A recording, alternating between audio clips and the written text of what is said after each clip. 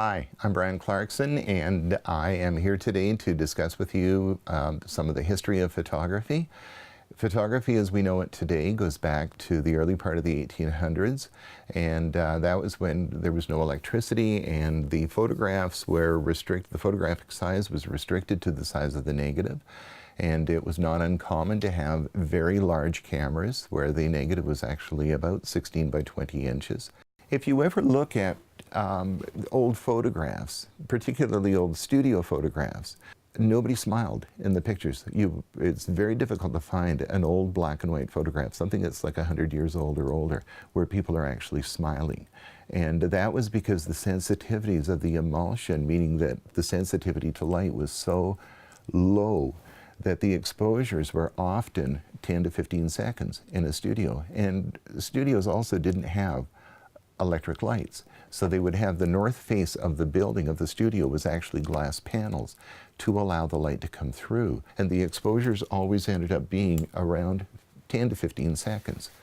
And so people would have to stand there, and quite often for people that were standing, there would be a little tripod coming up with a hook on the end of it, and that would go into the indentations under the ears, and that would be to steady the person's head. Children were very tough to photograph because the attention span of a child, as we all know, is very, very slight. So if you look at photographs of very often children in a family picture, their faces or sometimes their whole bodies would be blurred because they couldn't be steady for that duration of time. It was a man by the name of George Eastman out of Rochester, New York, that came along in the latter part of the 1800s to bring it into the consumer level and make it so that the average person could pick up a camera, something like this, and forever capture a moment. And up until photography came along, the only way of capturing anything was by painting or by drawing. And this gave more lifelike interpretations of what you were looking at. These are incidentally consumer level cameras. They were put out from the latter part of the 1800s through the early part of the 1900s. And if you're ever wondering where the word Kodak came from, prior to George Eastman, that word did not exist. And if you listen very closely, when you're, in my case, it would be my grandmother that had a camera like this. She would point it at us, have everybody stand still, press that down, back up, and George Eastman decided that the clicking of the shutter sounded like the word Kodak. And that's where the term came from. And you would get a simple roll of black and white film. Incidentally, this is one of the early forms of black and white film. It was a roll film so that it made it so that the average consumer could use it. The expiry date, if you can see that, is 1939. But that roll of film would go into a camera like this.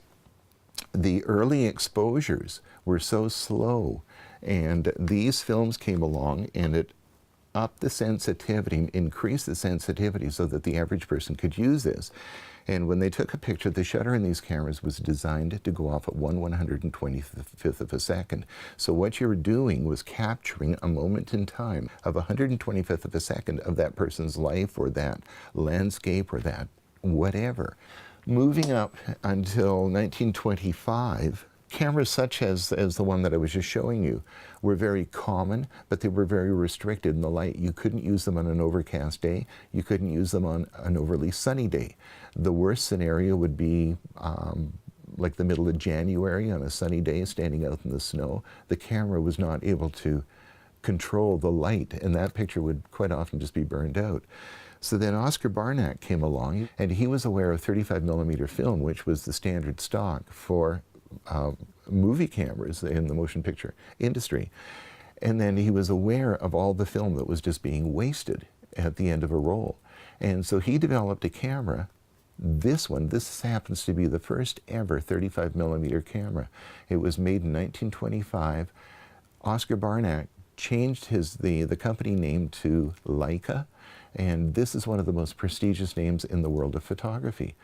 And it is a Model A 1925 Leica, very rare, And it was the first camera, and you had shutter speed dial on the top, so you could control how fast the shutter opened and closed, and also you had lens openings in the front, and to control the amount of light. So you had, for the first time, the average person was able to control the amount of light for how long to make the perfect exposure. In 1936, another development by George Eastman was the advent of Kodachrome. And it was all the films that were available until then were black and white. Color negative films didn't come along until the early 60s, or late 50s rather, and slide film came along in 1934, and it revolutionized. All of a sudden, the colors were there. And the mid-1990s, there was something on the horizon. We knew that it was coming, and that was the advent of digital. We were told about 1995 that the digital train was coming, and we as professionals had one of three choices.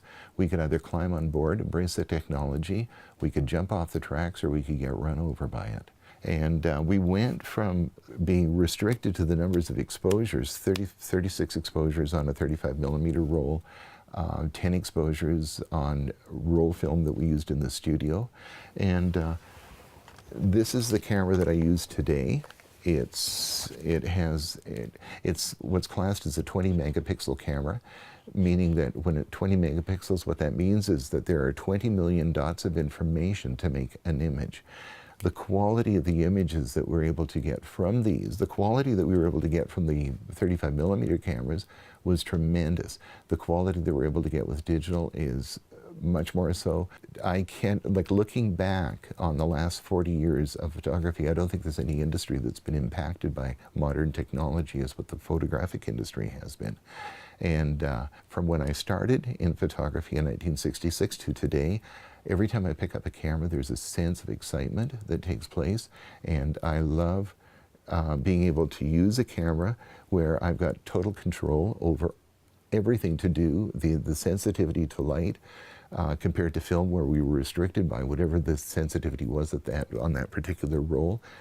That was it for the roll. Whereas this, we can alter it, tremendous control over shutter speeds, over lens openings, over depth of field. The latitude that we have when we put the image into the computer, what we're able to do with it is amazing. That was a very brief look at the history of photography, and I hope that I was able to share some information with you and you were able to get something out of it. And anyways, I'm Brian Clarkson, and thank you very much for watching.